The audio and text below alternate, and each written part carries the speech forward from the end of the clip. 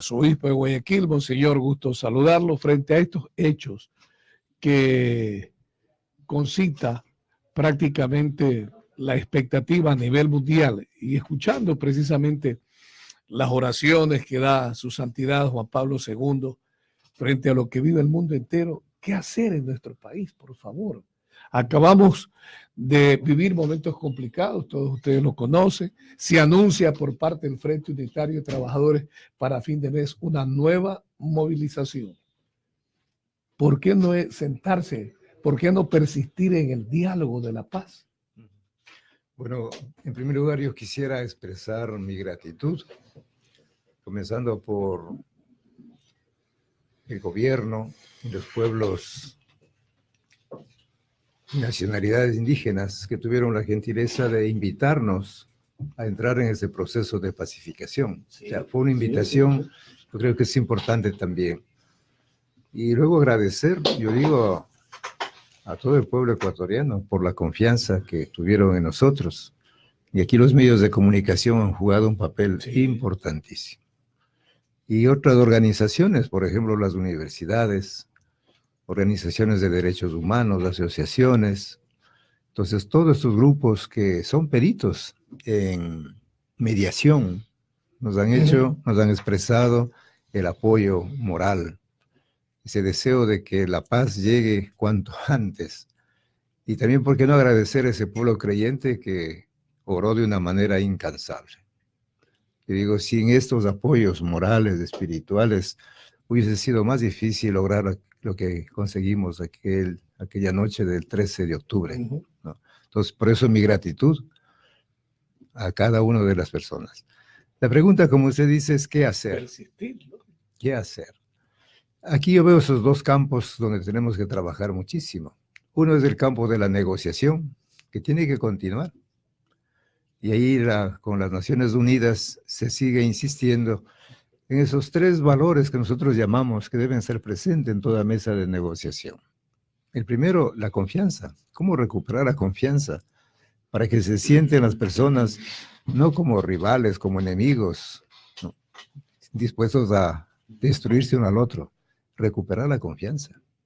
Y una confianza también en nuestro pueblo ecuatoriano, que está muy herida, la confianza. El segundo punto es la transparencia. Hablar con sinceridad, con honestidad, decir las cosas tal como son, ¿no? Entonces, si no hay transparencia, o dicho de otra manera, si hay agendas ocultas, donde los intereses de cada uno prevalecen, es muy difícil. Y lo tercero que nosotros proponemos es que haya esa apertura, que es una consecuencia de los dos valores anteriores, la apertura. Y eso para nosotros implica ir a negociar, a negociar. El entender de una vez por todas que ceder no es perder, es sumar, multiplicar, es enriquecerse con la visión de la otra persona. Entonces, la apertura yo creo que es fundamental para que haya este diálogo profundo. Entonces, la negociación continúa. Luego han ido últimamente abriendo otros campos, otros frentes, y me parecen bien, de diálogo con distintos sectores. No solamente los pueblos y nacionalidades indígenas, también están los trabajadores, los empresarios, los educadores. Ahora hablaba con los barrios, o sea, todos somos ecuatorianos, todos somos ecuatorianos. Entonces yo creo que eso es lo que nosotros proponemos en el campo de la negociación, la negociación. Pero por otro lado, y yo creo que es algo que no podemos no podemos prescindir de lo que nosotros llamamos reconciliación. Tenemos que comenzar un proceso de reconciliación. Yo creo que muchos analistas coinciden en que estamos fragmentados. Hay muchas heridas. Hay tanto que sanar. Entonces, comenzar un proceso de reconciliación. Y aquí la primera cosa que nosotros insistimos es que se deje de lado la violencia verbal. Esa capacidad a veces que, entre comillas, ¿no?, que tenemos para destruirnos. Porque si seguimos clasificándonos entre buenos y malos, pobres y ricos. Y la división de clases. Las divisiones de clases, o regionalismos, sierra, costa, racismos que son peligrosísimos. Entonces tenemos que abandonar, yo digo, ese mensaje de odio, de división, de lucha, como usted acaba de decir, de un grupo y otro grupo. Eso no lleva a nada. más aún desemboca en ya una violencia física, una violencia hasta armada. Entonces, abandonar eso. Después, otro punto importante para la reconciliación es la justicia. Tenemos que trabajar por la justicia. Entonces, aquí yo digo, el Poder Judicial tiene que ser lo más imparcial para analizar las realidades. Y si alguien cometió un delito, tendrá que pagarlo. Pero sin venganza, sin odio, sin resentimiento, sino simplemente porque alguien obró mal. Entonces el tema de la justicia yo creo que es muy importante para llegar a esa reconciliación. Y para nosotros ya desde la fe hay un valor importantísimo que llamamos el perdón. Aprender a perdonarnos, reconocer los errores, pedir disculpas. Entonces si no tenemos esas actitudes, miren, es muy difícil. Lógicamente que hay otros temas que irán saliendo sobre la mesa que son importantes para la reconciliación. Por ejemplo, un pueblo sin trabajo, como he estado comentando. ¿Será posible que se siente? Entonces hay que buscar, pues yo digo, una solución a que todos los ecuatorianos, todas las personas que vivimos en este hermoso país, tengamos fuentes de trabajo. Yo creo que no queremos más un pueblo de pordioseros, un pueblo de mendigos, un pueblo con las manos extendidas esperando que el pan nos caiga de lo alto. Y lo alto puede ser el Estado, puede ser una persona por ahí. Entonces, que aprendamos a vivir con dignidad. Entonces, yo creo que el desafío grande está por ahí y así llega la reconciliación, la paz. Bueno, eso me permito compartir con ustedes con mucho cariño, pero pensando en esos dos campos que están abiertos, la negociación por un lado y la reconciliación donde todos tenemos algo que hacer. Sí, bueno, primero agradecerle al monseñor Luis Gerardo Cabrera, arzobispo de Guayaquil, por las valientes, sesudas, ponderadas acciones de la mediación en este tema, en esta pelea que llegó a cosas mayores con los indígenas y otros sectores. Sí, todo lo que usted ha dicho es el problema, la negociación, la confianza, tiene que haber apertura, todo esto en una reconciliación. También reconociendo que no hay justicia, que ha habido injusticia contra varios sectores, que hay que perdonar y perdonarse también uno mismo. El egoísmo, y hay una que es la más grave, el egoísmo. Yo quiero para mí todo, esto es mío, no es para nadie más. Y esa es una confusión que algunos que dirigen el poder central, hablemos de, no exactamente del presidente, de los ministros, de alcaldes, de prefectos, ese egoísmo de una otra manera no da la apertura para que la gente que necesita desarrollarse y que, como usted nos decía fuera de micrófono en Riobamba, solo 12% de personas tienen un trabajo adecuado, o sea, completo, afiliado en ingreso, de las cuales 6% son empleos públicos y el otro es la gente que se busca. ¿Y a dónde está el resto de gente? Esto sucede en Riobamba, sí, pero también sucede que en la costa ecuatoriana, terrible. Entonces, allí como que no se habían dado cuenta lo que ha pasado. Más un retribuyente o un poquito más de cal, de chispa a esta bronca, la venida de las personas que vivían bien allá en Venezuela. Muy bien vivían, pero que lamentablemente aquí están casi viviendo un submundo. ¿Por qué? Porque no hay el mismo ingreso que ellos desearían recuperar como lo tenían anteriormente. Allá vivían gente profesionales, aquí queriendo ganar solo $100 al mes o $200 al mes, porque no hay más. Pero yo no creo que ellos han sido los que ingresaron a incendiar, pero también el señor Maduro soltó con vino, los aflojó a 23,000 criminales en el mes de abril. Entonces, ellos se vinieron a Latinoamérica y además se conoce de buena fuente de que les habrían dado unos recursos económicos para que vengan, inclusive con pasaportes. A ellos sí les dieron pasaporte, mientras el pueblo que sufría no le daban.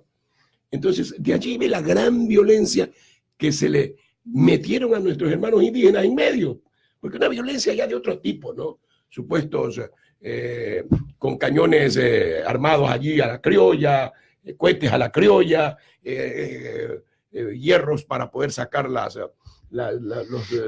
piedras en Quito, o sea, otro tipo de destrucción.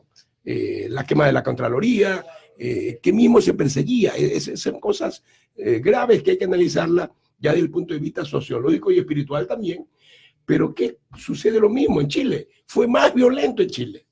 Más violento en Chile. Que provocar un ejército que es distinto al ecuatoriano, que acá se dejaron secuestrar, allá no se dejan secuestrar, allá se mueren primero antes de que lo secuestren. El ejército chileno es un ejército muy prusiano, también muy alemán en términos del honor de ellos. Más eso, la amenaza del señor Diosdado Cabello, en la que dice que esto es una brisita. Bueno, voy a hacer un análisis nomás de esa brisita, en la que dice que aquí hay una brisa de protesta por la cuestión social, bien analizada por usted en este momento. Pero habrá condumios extras para esto. Entonces ahí, ¿cuál es el tema? La reconciliación nacional, para evitar todo este tipo de cosas. Excelente su intervención, monseñor, pero nos enriquece mucho para justamente avanzar en salvar a nuestra patria, a nuestros hermanos, que es lo porque tenemos que responder, ¿no? Así es. Bueno, yo creo que por simplificar las cosas no siempre hacen bien siempre la simplificación, pero yo sí creo que es el momento de la reflexión y la esperanza. Creo que la reflexión, debemos sentarnos todos los ecuatorianos.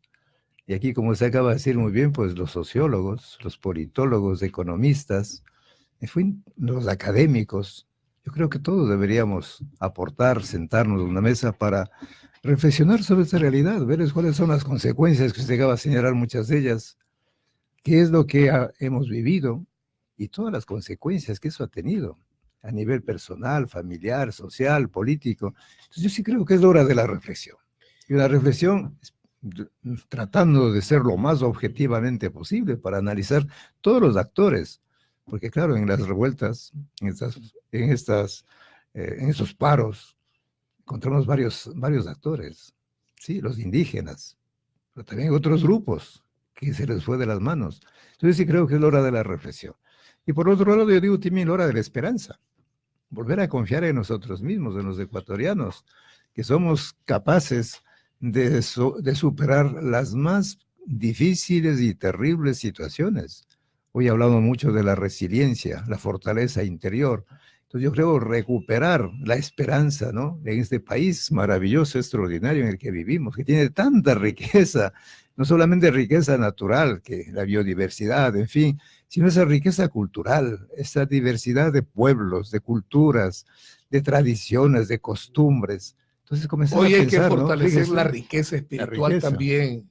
Por supuesto, digamos, claro, es que la esperanza siempre está para nosotros ya enraizada, lógicamente, en ese sentido más profundo que es el sabernos que somos hijos de Dios. Y como hijos de Dios yo creo que es más fácil, ¿no?, toda la esperanza, confiar en nosotros mismos, confiar en el futuro, confiar en las personas y seguir adelante, recuperar la alegría de vivir, oiga. Monseñor Luis Cabrera, en esa forma y en esa dimensión, recuerdo su postura en el año 2017, justo previo a las elecciones presidenciales. Pero en estos días se han revisado algunos escritos, algunas publicaciones, y usted insiste que en este momento, luego de la escena del diálogo, de la apertura del diálogo, en donde usted también estuvo allí y nos complace sobremanera, usted dijo no hay que dar pie atrás. Por esta última frase que precisamente acaba de mencionar, esa armonía, esa reconciliación nacional. ¿Qué hay que hacer o qué hay que esperar o a quién hay que inyectarle esto para que en realidad se dé la transparencia del caso, la credibilidad, se restablezca la confianza, el ciudadano al que estamos haciendo referencia, y en los tantos por ciento en cada una de las ciudades y las provincias del país? Según el instituto, el INEG dice un 62 en adelante que no tiene que comer. La pobreza es tal. Y las instituciones del Estado están en una total desconfianza, en ese imaginario del ciudadano. ¿Qué hacer entonces ahora? Más de que, le insisto, hago un recorrido y desde el año 2017, en su llegada acá, yo vi, conocí y hasta estudié su propuesta de paz, de reconciliación en el país. No, muchísimas gracias. Yo creo que son también esos dos campos donde tenemos que trabajar muchísimo. Y perdóneme que repita la palabra trabajar. ¿Y qué hay que trabajar? Hay que ofrecer trabajo. Hay que trabajar. Y ofrecer trabajar. Entonces, ofrecernos para trabajar. Crear fuentes de trabajo para vivir con dignidad. Y toda forma de trabajo intelectual, técnico, artístico, bueno, todo lo que el ser humano puede dar lo mejor. Sí. El trabajar. Y vuelvo a la frase que decía, no queremos un pueblo de mendigos, un pueblo de pordioseros, un pueblo pues que está ahí con las manos extendidas y bajo el, aquí voy, perdónenme una palabra, ¿no? Bajo el engaño de gratuidad. Quiere recibir todo, no es verdad. Nuevos anuncios de paralizaciones alimentarían quizás la desestabilización. Bueno, primero decía el trabajo. Segundo, la educación. O sea, necesitamos prepararnos, ¿no? Y aquí comenzando por la familia. Hemos hablado muchísimo en estos tiempos de la mesa de diálogo, como el camino para conseguir la paz, para resolver las tensiones, los conflictos. Llegar a convencernos de que es así. ¿Y por qué no entonces comenzar en la casa? Papá, mamá, hijos, a ver, aquí hay un problema serio. ¿Cómo resolvemos? Retomar. Entonces vamos aprendiendo a dialogar. Después también en otros espacios sociales, políticos, ustedes que trabajan con varias organizaciones, pues bueno, sentemos a la mesa, a dialogar. Entonces el aprender a dialogar, dije, es una gran tarea, es un gran desafío que tenemos nosotros. Y eso ya a nivel político, a nivel social, a nivel económico, sería importantísimo. De esa manera estaríamos desechando de una vez para siempre la violencia, que no lleva a nada. Conduce sí a las cuestiones negativas, ¿no? Luego, volviendo a su pregunta, bueno, ¿qué hacer? ¿Cómo mirar hacia adelante? Si a lo mejor esas manifestaciones van a agravar o no. Es mi percepción. Si me equivoco, pues también soy humano, ¿no? Pero yo creo que ya Ecuador, con toda la experiencia tan cruda, tan difícil que ha vivido, ya no está más para este tipo de cosas. Yo creo que a lo mejor esas manifestaciones van a ser rechazadas de otra manera, con lo que vemos en Quito. Con lo que vemos en Quito, ¿no? La minga de la limpieza, ver a cientos de personas marchando por la paz. Como que dice, oiga, déjenos trabajar, déjenos vivir. Entonces yo creo que también Ecuador ha tomado conciencia a partir de este golpe durísimo de que no podemos seguir utilizando ese camino que al final agrava la situación. Porque yo digo, ¿qué consigue? ¿Qué se alcanza? Sí, a lo mejor ciertos intereses de un grupo, respetable por supuesto, pero para la inmensa mayoría. Me pregunto, ¿no? Sí. Si es un beneficio, ¿no? Bueno, señor, de todas maneras hay muchas cosas que resumir, que analizar y que replantear. Hay replantear, por ejemplo, como usted mismo lo dijo, aperturas, confianzas, mano amiga, mano solidaria, sí, pero en un país donde el campesino nuestro no gana un día a la semana de jornal, y si se gana uno, se lo gana medio a la semana, es duro. Entonces allí hay que replantear muchas cosas importantes desde el poder público, porque el poder público es el que tiene la obligación de hacerlo. En caso de la iglesia, pues un poder moral que se hace presente allí para decirle, allí también está el problema. Y no se trata de ser comunistas ni ser revolucionarios, porque el comunista tiene otra, ni de izquierda ni de derecha, se trata de ser humano, ayudar a nuestra gente. ¿A dónde está? Vea usted, la mayoría de personas campesinas se han venido acá, casi jóvenes, no quedan en los campos, y los que quedan están totalmente al abandono. No hay estudios, no hay universidades, no hay un trabajo, no hay producción. Entonces, ¿qué esperanza tienen ellos? Por ejemplo, tuve la oportunidad por este servicio que nos han pedido de dialogar con varios grupos, uno de ellos con una asociación de campesinos a nivel nacional. Entonces, por ejemplo, ellos me contaban, dice, mire, hay una brecha enorme entre los productores y los consumidores. Así es. Dice, ¿qué hacer para que los intermediarios no suban los precios nuestros? Entonces ellos ponían ejemplos, si acá cuesta 1, en el mercado 5. Entonces, a diferencia de 4, ¿dónde? ¿A qué bolsillos van? ¿Quién se lo gana? ¿Por qué? Entonces ellos decían, ¿qué tal si se puede pensar en un mercado donde los productores vayan directamente y se relacionen con los consumidores? Pero ahí había un problema que decían ellos, ¿no? Ese problema es ya cuando hablamos del control de calidad. ¿Quién controla la calidad de nuestros productos? ¿Quién nos autoriza? ¿Quién nos da los permisos para vender eso? Sí. Y eso lleva meses, años. Entonces, mire usted la situación que me comentaba, ¿no? Sí, yo lo había planteado esto hace año y medio exactamente, un año, perdón, en la que el productor venga a vender directamente para que tenga precios justos, ¿no? O sea, suponiendo, vea usted, a un productor de arroz lo vende allá en 22, 23 dólares un quintal en este momento. Ya pilado, ha tenido que pagar $2 por la secada, $2 por la pilada, $1 por la soleada y la cargada. A ese pobre hombre le queda $9, nada más, en la cual pues una hectárea le produce 40 sacos, 4 por 9, $360 que se gana, nada más. El año. En la cosecha. La cosecha, Sí, bueno, una cosecha de 3, 4 meses. Y en algunos casos solo se hace una cosecha al año. En ciertos sectores se hace 2. Pero ve usted con $360 que le pudiese sobrar. Pero ese arroz que él lo vende a $22, acá cuesta 45, 50. Entonces ahí está el intermediario que gana demasiado. Yo le propuse al anterior alcalde y al actual alcalde que haga unos centros de distribución directamente del productor. Está tomando cuerpo el tema. Cuando lo propuse, alguien saltó. ¿Y el TTV dónde queda? Es que ahí es el problema. Allí es el problema. Usted le vende a los comerciantes del TTV y ellos son los que suben tanto. La cuarta subida. La cuarta subida. Porque ahí está el problema. Entonces, si vienen a vender ellos directamente, ganan un poquito más, pero el gran pueblo es el que se beneficia bajando los precios. Hay el equilibrio. No es justo castigar al que más trabaja que gane menos. Exactamente. Y con todo cariño y respeto al intermediario, porque también se convierte en un sustento para su familia.